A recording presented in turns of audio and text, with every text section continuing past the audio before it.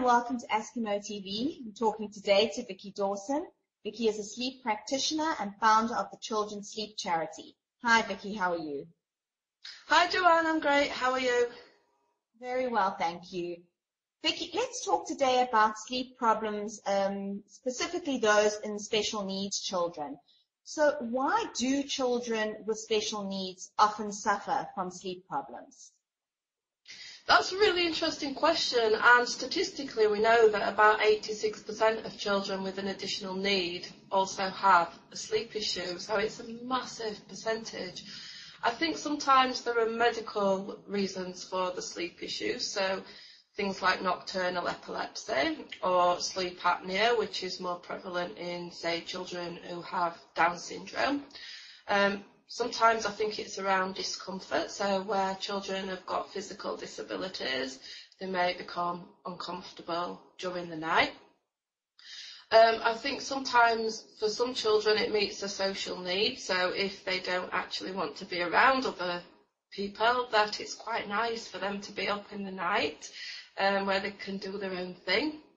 There's also some research that suggests that children who have autism don't produce enough melatonin, and melatonin is what we need to feel drowsy at night time, so this could be having an impact as well.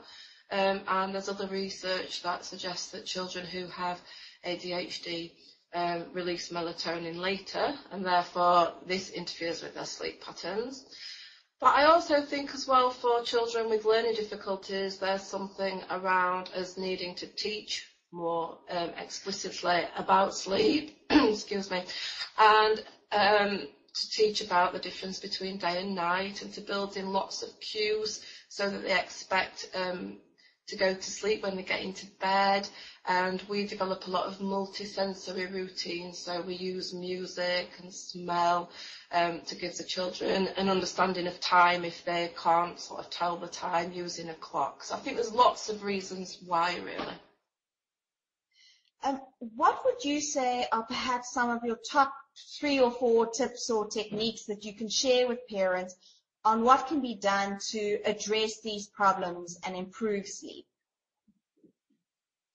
Every single child and every single family that we work with are very different and have individual needs.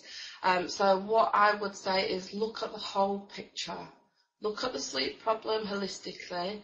Keep some logs, keep some sleep diaries, see if we can work out any patterns, because actually until we know why the child isn't sleeping, it's very difficult to get the right strategy in order to address the sleep problem.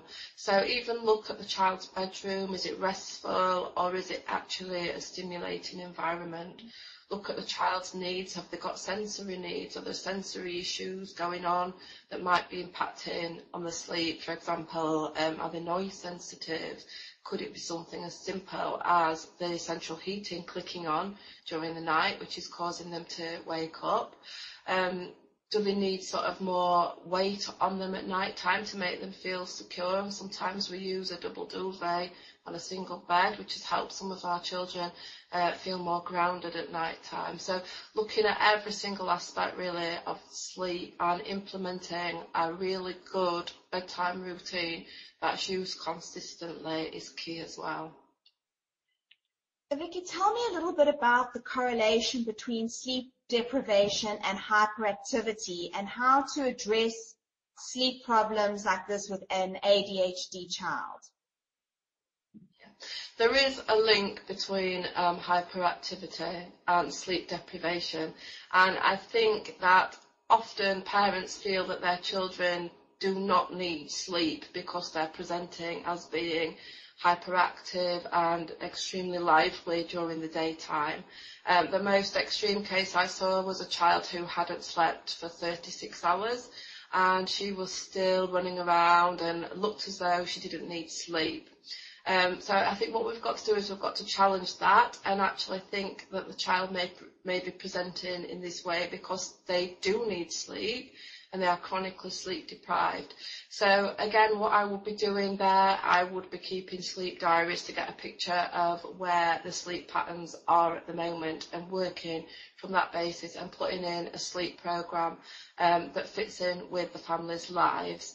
And I would encourage the family to start a good bedtime routine and look at the child's interests and try to implement those into the bedtime routine as well, so that it is motivating for the child. Vicki, just to end off, what organisations are there to help support parents whose children are suffering from sleep issues? And can you tell me a little bit about the Children's Sleep Charity and the work that you do? Yeah, absolutely. We have been asked to write a booklet called Early Support, A Parent's Guide to Sleep, which is freely available to download on the internet, and that is specifically for parents who have a child with an additional need. That's got copies of things like sleep diaries in there. Unfortunately, there's still relatively little available in terms of support. There is a fantastic organisation called Sleep Scotland, which are north of the border, and they work with families of children with additional needs. There are a number of sleep services run by Scope, the disability charity, and Cerebra are another organisation who offer some sleep support. The Children's Sleep Charity was founded by myself last year now, because I'm still very aware of how little support there is for all children, and we are working at delivering sleep workshops across the country, and we deliver training to professionals so that they can support families as well.